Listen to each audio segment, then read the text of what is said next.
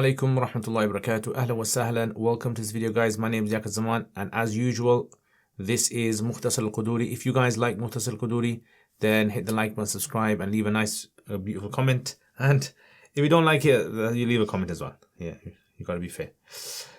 Okay, so anyway, remember last week we didn't complete that whole text, so I thought today we'll do all of that. Okay, because this text and the text that's coming up next session is connected, and I don't want to do all of it in one go because I think it can become a bit confusing to you guys. So I'll try to explain as best as I can here. We've done the tarkeeb and everything, so we don't need to go through that. I can just simply explain the text. And actually, I don't know. What do you guys think? Do you guys think I should now stop doing all the tarkeeb and the linguistic words, and just stick to explain the text? You let me know in the comments, inshallah. وَيَجُوزُ بسم الله الرحمن الرحيم. So وَيَجُوزُ بَيْءُ الطَّعَامِ وَالْحُوبِ. Now I want to explain something to you guys. So when it comes to mal, right, mal is divided up into two categories. Okay, so you have mal. Remember, mal is anything that people are inclined towards. So mal can be divided into what we call fungible and non-fungible. Right, so non-fungible.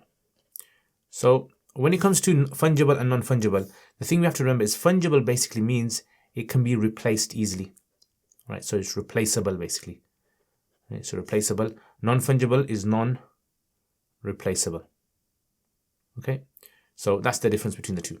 What kind of examples are there of fungible and non-fungible items? So for instance, like, wheat is fungible, meaning 1 liter of wheat, because in the olden days they used to sell wheat by the cups, right? Cups, and these cups that they used to have was of varying different sizes. Nowadays we have liters, right? But in the olden days they used to have something called a mud, right? And 4 muds or 2 muds. So a mud is made up of 2 rittles, and then 4 muds. 4 muds. Try to do 4 here. 4 muds, 1, 2, 3, 4. They make up a sa'. So roughly, I'm just kind of giving you rough estimates here. So a mud is about 700 milliliters. Okay, and a sa' is about 3.2 milliliters. Liters rather, not liters. Okay, so I don't know if you guys in America follow the liter system or not, but in the UK we have this kind of measurement. So wheat's measured in that. So you got wheat, and then you got things like rice, or maybe, I don't know, barley, right? Those are measured in that as well. New items, anything that is new, anything you bought that is new, like a new phone, new books, all of these things generally are replaceable, right? These are kind of replaceable things. So this is called fungible, right? In fact, currency is also fungible as well. So gold and silver currency. So currency is also fungible. It can easily be replaced. In Arabic, fungible you actually called dhawat al-amthal. Okay, so you'll come across this in the books. Dhawat al-amthal. So let's say you go to the shops today and you buy something. Generally, when you go to the shops and buy something which is brand new, right, hasn't been used, that is generally dhawat al-amthal. But if it's something which is unique, it's like personalized, it's unique, it's one of a kind, you call this non-fungible items, right? So non-fungible. And at the moment, there's this big thing about NFTs, non-fungible tokens. So these are called dhawat al-qiyam. So for instance, let's say, for example, all animals are unique. Every animal is unique. It's non-replaceable, right? So animals are unique. They are non-fungible. Also, land is also non-fungible, because one plot of land is going to be different from another plot of land because of all the things that the land has. And number 3, what else is non-fungible as well? So for instance, in the olden days, handmade cloth, right? So handmade. Okay, handmade cloth was also non-fungible as well. So if you had handmade cloth, it was unique. Every part of it was unique, especially if it has designs in there. But nowadays, machine-made cloth is actually fungible. So modern cloth, so modern, so standardized cloth, machine, industrial cloth, man-made, not man-made. So like machine, that's now considered to be fungible. Why do we need to know all of this for? We need to know all of this because whenever you're buying or you're selling something that is replaceable, if that thing gets damaged, can you replace it or not? What happens to the item itself? This is very important. Like for example, if I go to buy a laptop from a shop and this laptop that they've given me is something which, it got damaged. Before it actually reached me, it gets damaged. They can probably replace that. A phone, because that item is something which is replaceable. But if I bought a second-hand laptop, a specific one, with a specific description that was mentioned by it, or with it, then that specific one, if it gets damaged, the transaction's over. It can't be replaced. So therefore, there's no way that we can continue the transaction. Right. Okay, so let's go back to this now. So once we've understood this, we'll actually come back and try to explain some more things about this. So he says, يجوز, it's actually permissible, بيع الطعام والحبوب. طعام usually refers to wheat, okay? Although modern standard Arabic طعام is like food, but in the olden days, طعام would refer to wheat, things which are like, seed, kind of like wheat. I don't know, what do you call them? Pulses, dal, lentils, all these kind of things fall in the طعام. Hubub, seeds, كلها. So you're allowed to sell all of these things. مكايلة ومجازفة وبإناء بعينه. So he's given like different scenarios of how you can sell these things. In other words, let's say for example, we have, let's say for instance, we have, what do we have? We've got, I'm selling lentils, right? So I'm selling lentils. I don't know why my drawing today is off. So this is lentils in there. Okay, so lentils, dal. I'm selling lentils. And I'm selling it by, I can either sell it, number one, by kale. So kale is this cup system, right? By cups. Yeah, it's fine because if I have a big bag of lentils, whether I take it from the top of the bag, so let's say for example, I take a scoop. Yeah. It's supposed to be a scoop. And I scoop into there one whole cup. So whether I take it from here, or I take it from here, or I take it from here, yeah, it doesn't matter. Let's take a bit like a smiley face there. It doesn't matter where you take it from because it's non-fungible. It's actually fungible. It's replaceable. So they're all considered to be equal. Yes, if you look under the microscope, there's going to be slightly different differences between them, but it doesn't really matter. So you can sell it through mukayala if you want. You can sell it through kale, cups. Number two, you can sell it through estimation, approximation, like handfuls, let's say. Someone sells by handfuls. Someone, let's say, has a heap of food, and you got this heap of food there. Someone says, anyone wants to buy this food for, I don't know, £10. £10 for all this food. Who wants to buy it? And someone says, I'll take it all. And even though the guy does not know how much food is in here, how much of this rice, let's say it's rice, how much rice is there, he doesn't know. It doesn't really matter because he can see it. So by him being able to see it, it's not going to lead to like an argument. It's not going to lead to a fight later on. Yeah, so in other words, this is considered to be approximation. It's totally fine. Not going to lead to a fight. The guy can see it. Number three is also with a unique cup. Yeah, let's say for example, this shopkeeper has a unique cup that no one in the world has. He has invented this special cup and no one else has got it. No one knows exactly how much falls into it. Yeah, only Allah knows. How much can be filled in there. And every time someone comes to the shop, he says to them, I'll sell you 1 cup of rice of this special cup is for £1. Yeah, £1. That's what he's saying. This is for £1. So therefore, you don't know how much it is, but as long as you're happy, as long as you've seen the cup, it's fine, right? You can use it. So that's why he says over here. He says, مُكَايَلَةً وَمُجَازَفَةً, mujazafa approximation, وَبِإِنَاءٍ, and with a vessel, right? So with such a vessel that's specific, unique. Like he has to have it in front of you, like his special cup. لا يعرف مقداره, whose quantity or whose volume is unknown. لا يعرف مقدار, its amount is unknown. Now he mentions another one over here, although this has to do with weights, right? So let's put a fourth one there. or with a unique weight. He has this unique rock that he's found in Mount Everest, let's say. This unique rock. No one else has this rock. And he's saying to people, I'm selling you, I'll weigh for you guys. So he has a scale. And he says, I'll put on one side of the scale this special rock. And the other side of the scale, I'll weigh for you guys, I don't know, some fruit or something. Yeah, some apples. Yeah. So puts apples on that side. And he has this special, magic, unique, it's like a pink rock he's got. Special rock.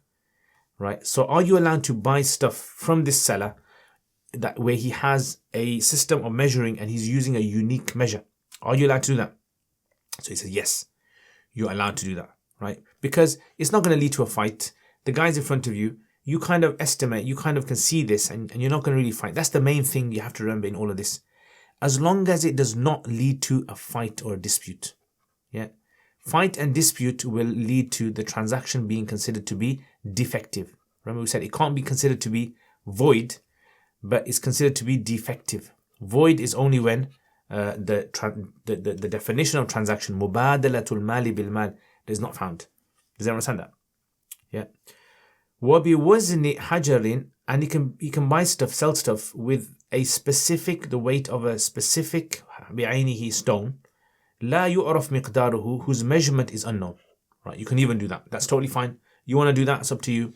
He's got no problem with it.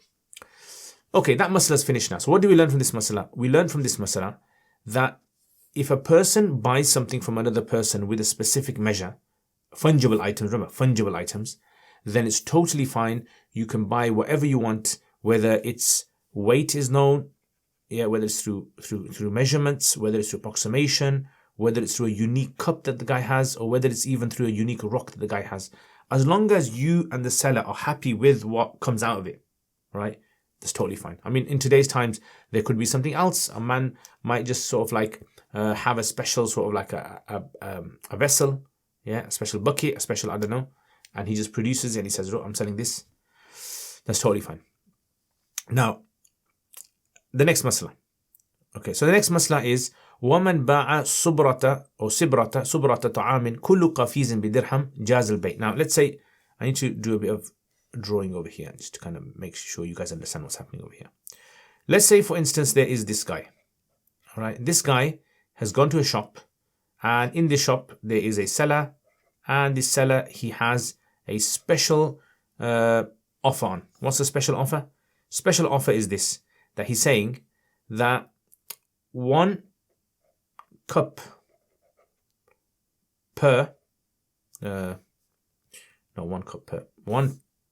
let's say 1 pound per cup of rice.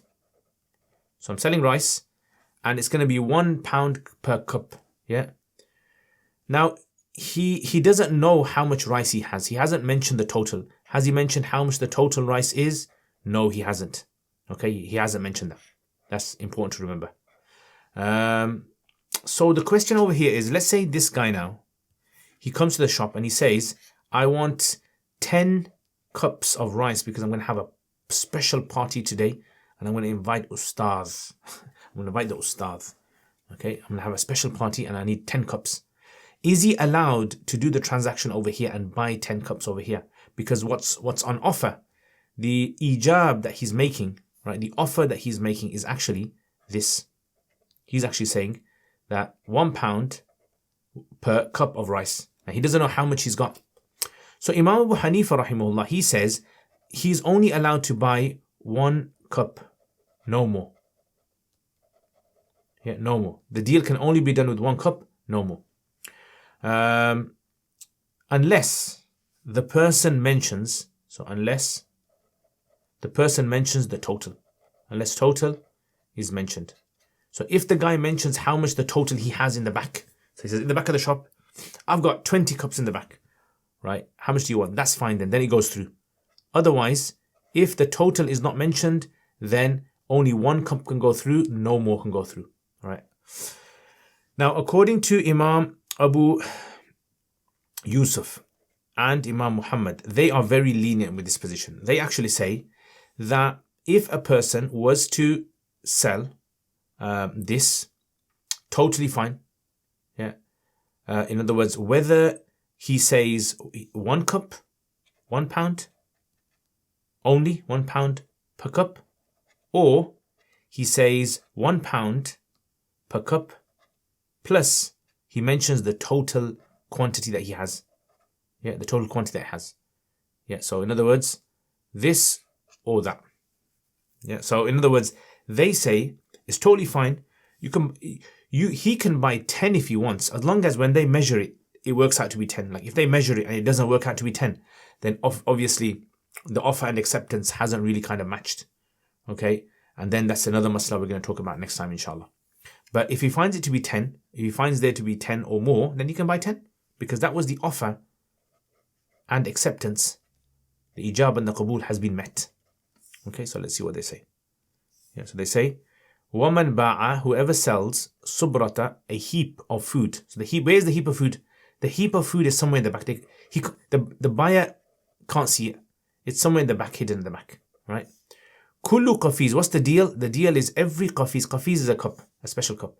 Bidirham is for 1 dirham. Jaz al-bay'u fi qafizin wahid. The transaction will be allowed in 1 qafiz, because that's what each party knows. That's the offer, right?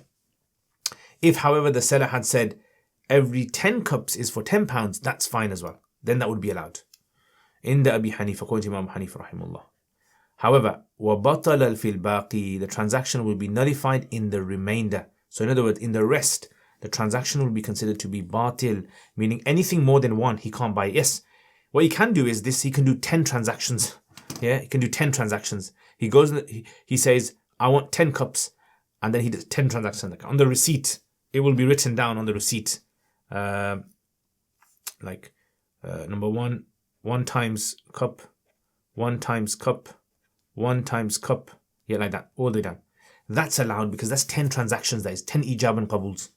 But the ikhtilaf is, can they do it in one item? Like for example, 10 times cup rice.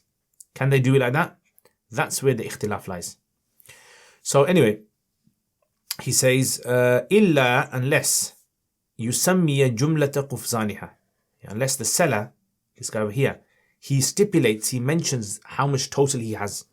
So if he says, right, I've got the total in the back, I've got 20, right, or I've got 10 or whatever, then it's fine. Okay, what do the Sahibain say? Sahibain, they say, وقال أبو يوسف ومحمد رحمه الله يصح في الوجهين. It's permissible in both scenarios. What's the both scenarios? Meaning this and this. Yeah, so 1 cup, that's it. Or 1 cup plus the total has been mentioned. Right. Now, why does this total thing have to be mentioned? Total thing has to be mentioned because we want to try and save everyone from any ambiguity in the transaction.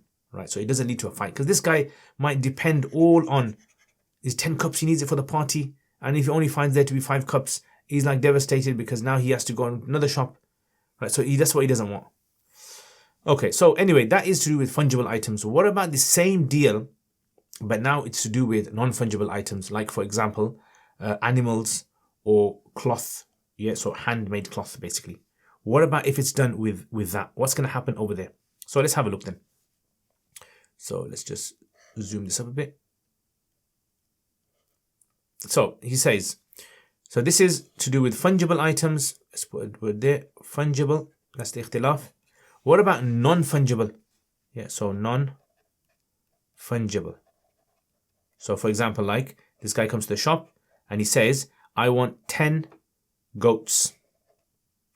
So 10 goats. 10 goats.